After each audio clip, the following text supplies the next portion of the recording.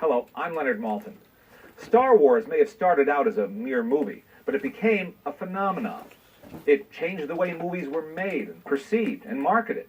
It ushered in a new era of science fiction and fantasy and developed a whole new vocabulary of visual special effects. And the man who created the film, who imagined it, and then realized it, is here with us today to share some of his memories. George Lucas. George, if I asked you to sum up your feelings today, looking back at the whole Star Wars experience, if I asked you to sum that up in one word, what word first comes to mind? If there's anything the Star Wars experience has been for me, it's unpredictable. You know, not only in the making of the movies and in creating the stories in the first place, which is the fun of it, is because you don't know where it's going to go, and the making of them were a huge adventure. But the success and all the stuff that's come after it and everything is just, you have no idea what's going to happen next. Let's go all the way back to the beginning. What was the beginning? I would say probably the original impetus for the whole thing was, I used to watch a serial on television called Adventure Theater, and they had Flash Gordon, Conquest of the Universe on it, and I used to love that.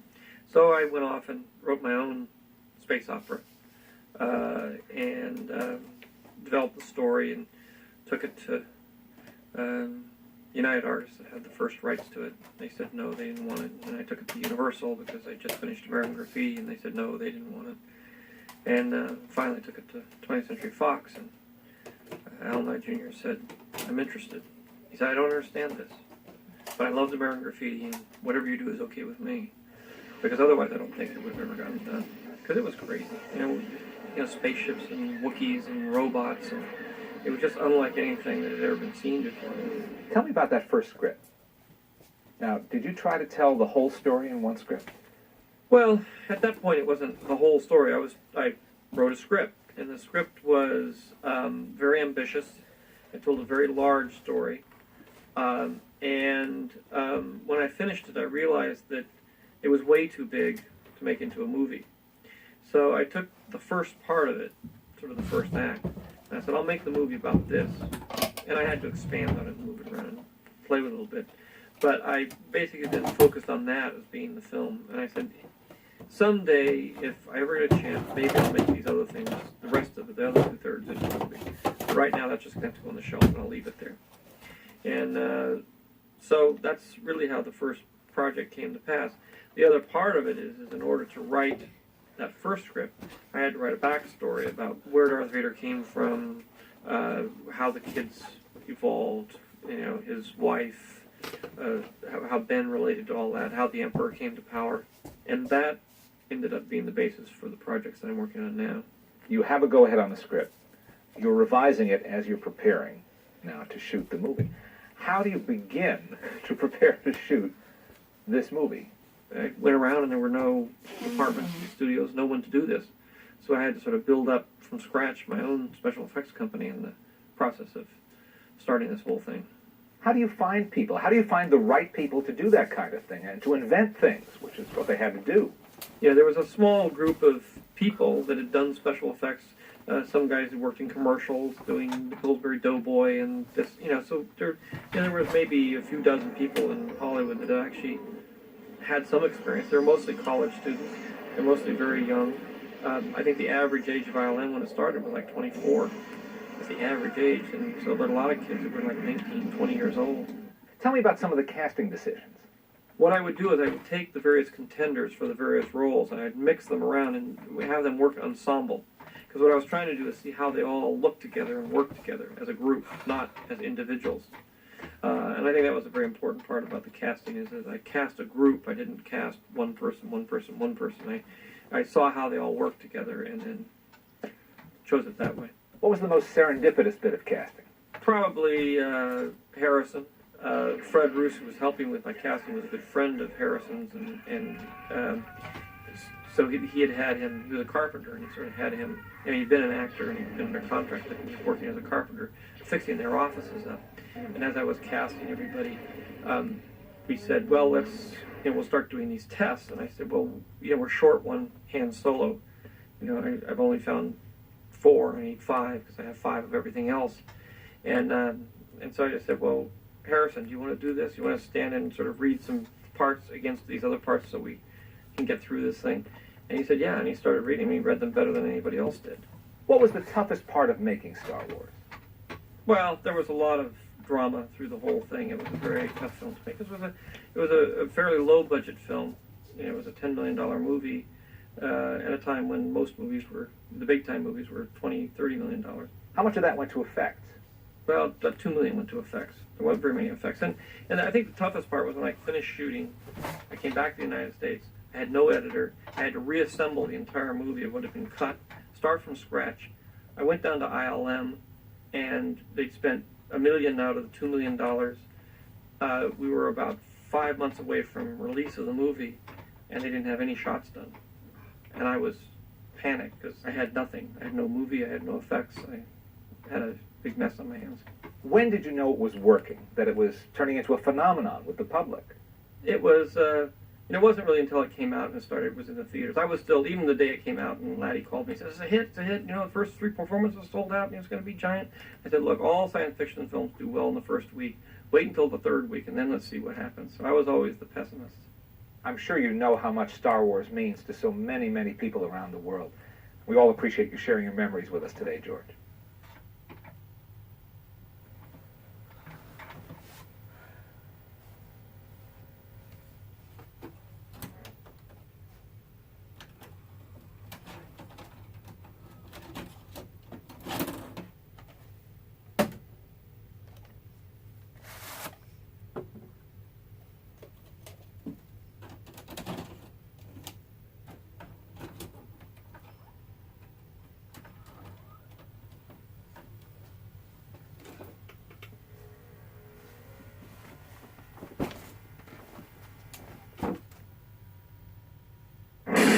For those who remember, for those who will never forget.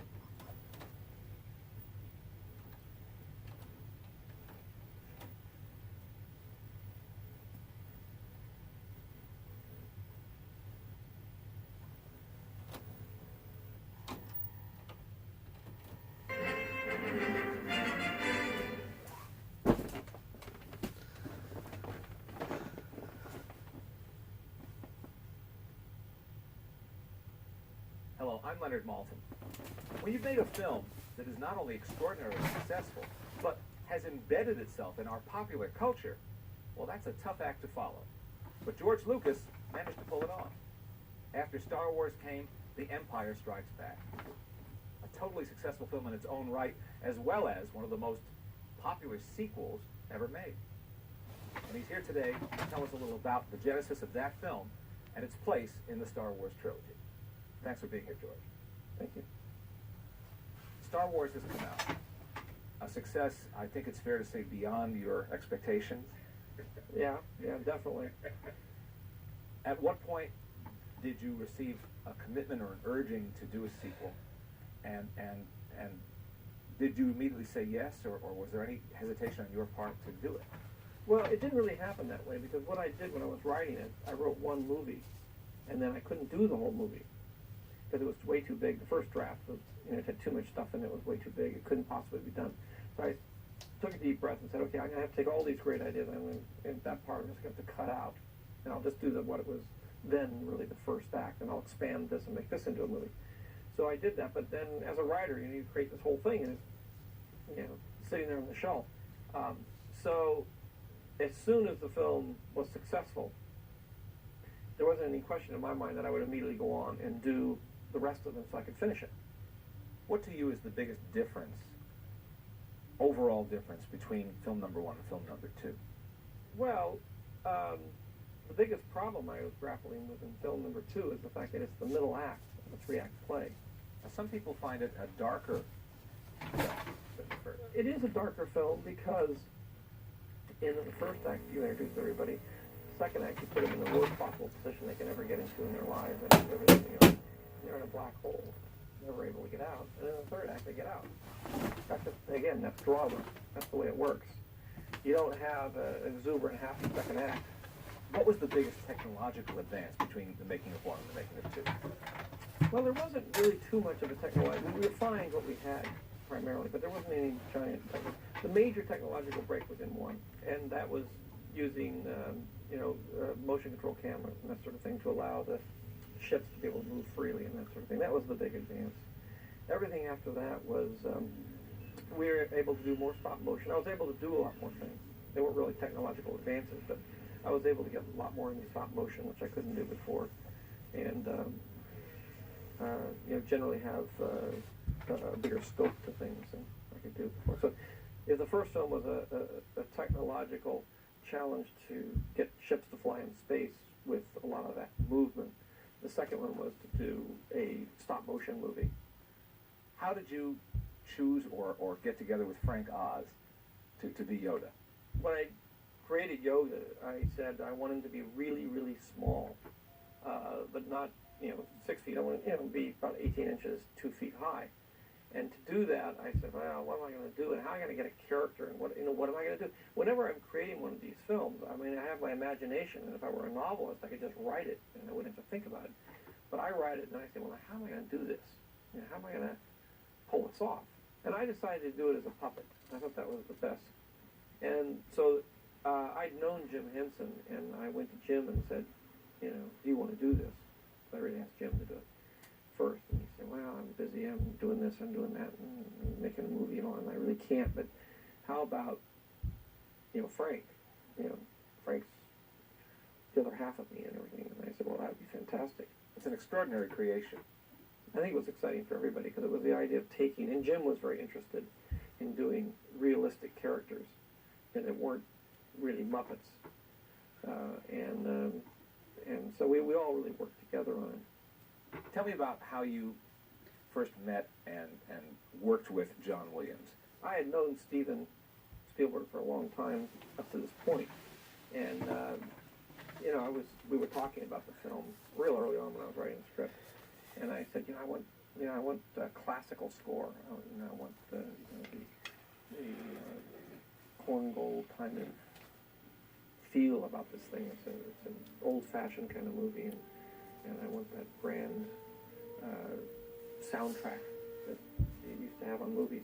And he said, the guy you got to talk to is John Williams. He did Jaws. I love him. He's the greatest composer ever lived. You've got to talk to him. And so I did. And it was really Steven that introduced us and recommended him. I talked to him and said, okay. And he said he was interested.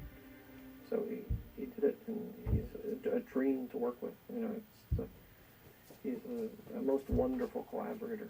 Didn't you at first want him to use existing classical music? Is that true? No. I had written it to certain pieces of music. I write to music. So when I'm writing a scene, I have the music there, and I'm writing it to the music. And then, in a lot of cases, we'll use that same music as a temp track. So there was temp tracks of classical music in the score. And with Johnny, you can say, look, I want something that feels exactly like this. You understand the emotion here and the emotion there and what's going on. He said, yeah. And then he will take that and he will come up with his own composition and his own themes, which are uniquely, Star Wars themes in this case. But he'll give it that same emotional thrust that was in the classical piece. He knows exactly what I'm talking about, and he's really conscientious in trying to get the director's vision on the screen. What kind of feedback did you get to that incredible climactic scene in Empire when we all learn who Darth Vader really is? I was nervous about it, but in the end I didn't get much of a reaction out of it. I mean, people were curious about whether it was true or not. And I purposely left it so that it would be ambiguous, so that you wouldn't really know, and people would sort of debate it for the next 2 more years or more. I wanted people to sort of debate whether it's true or not true, or like sort of thing. Well, George, as you know, people are just nuts for these movies, and to learn so much about them and what went into them and what inspired you is a real treat. No, thank you. It's fun. I hope that people continue to enjoy the films because it's nice to think of them as being timeless.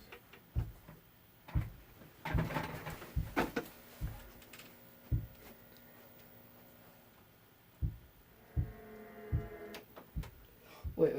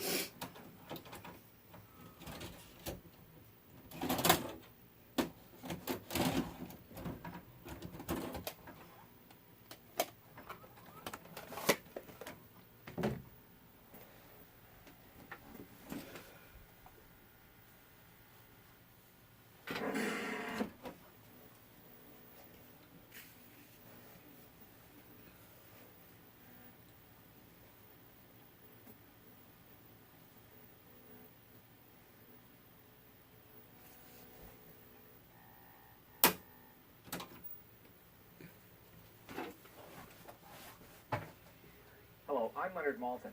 You know, in the old days of those Saturday matinee cliffhanger serials, the audience had to wait an entire week to find out what happened to its hero. George Lucas went well beyond that. He kept us all waiting years between Star Wars, The Empire Strikes Back, and then finally, The Return of the Jedi. Thanks for being here, George.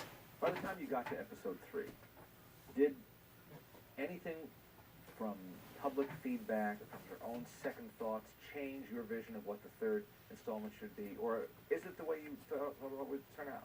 No, it's pretty much the way it was always thought to come out. I mean, I had to make certain changes of things because in the original screenplay, the Ewoks were Wookiees, and Chewbacca really wasn't the co-pilot. So, and so when I did the first film, I loved the Wookiees so much. I said, well, I got to get a Wookiee in here, even though because those they never get done. So I took the Wookiee out of the battles and made him the co-pilot. Because originally they were sort of a primitive race of people who couldn't fly or couldn't do anything, and because that was the point. And so I had to figure out how I was going to do Wookiees, and I basically cut them in half and called them Ewoks. But it was a lot of that was all there. But in the original, it was a ground battle and an air battle all together. How did you ever think of Jabba the Hutt? Well, Jabba, it's one of those things. I needed a gangster. I mean, he was in the first film, and in the in the special edition, we're putting back a lot of material with Jabba the Hutt in the first film, in the very first one that we did, and so he was in that. He was this big gangster, and it wasn't until a little later that we actually, because we couldn't do that sequence, because we didn't have the time, but when we got to the third one and Jabba appeared, then we did this whole thing of designing that one as a big kind of repulsive character, and we had a lot of designers coming up with various versions of Jabba the Hutt. Was it a conscious decision to move a good chunk of the action for Part 3 into an earthly outdoor terrain? It's so different from anything you see in the first 2 films.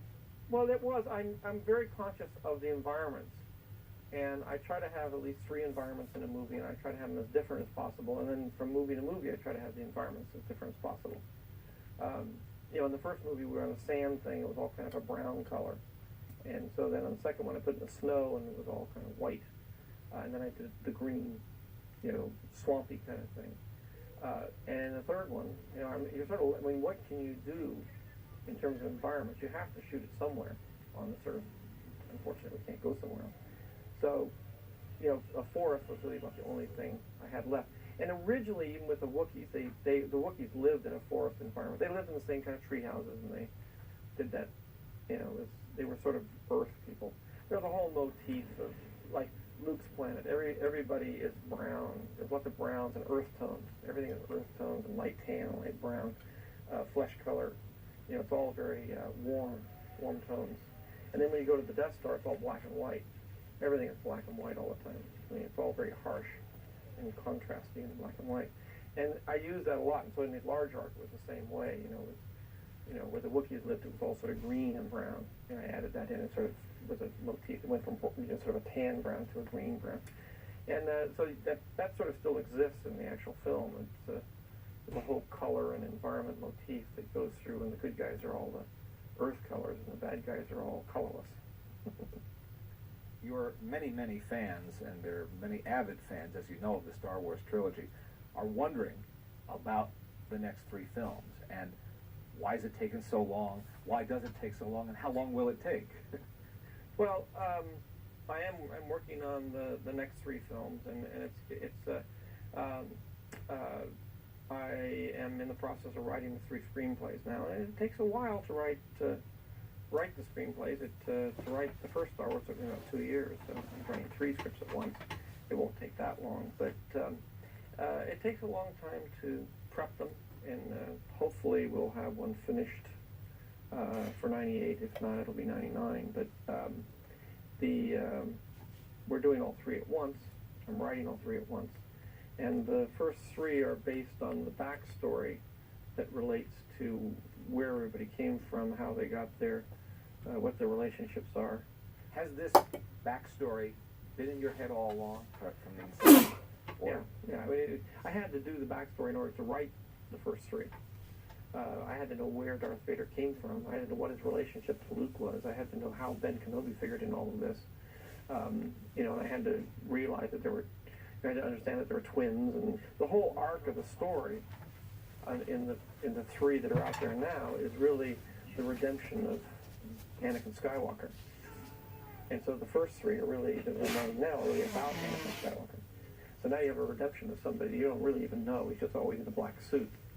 But you don't know how he fell from grace and the trauma that went through to get him to there, and then his son brings him back. But it's, the real story hasn't even been told yet. What would it take to persuade you to go back onto a soundstage and direct the film yourself?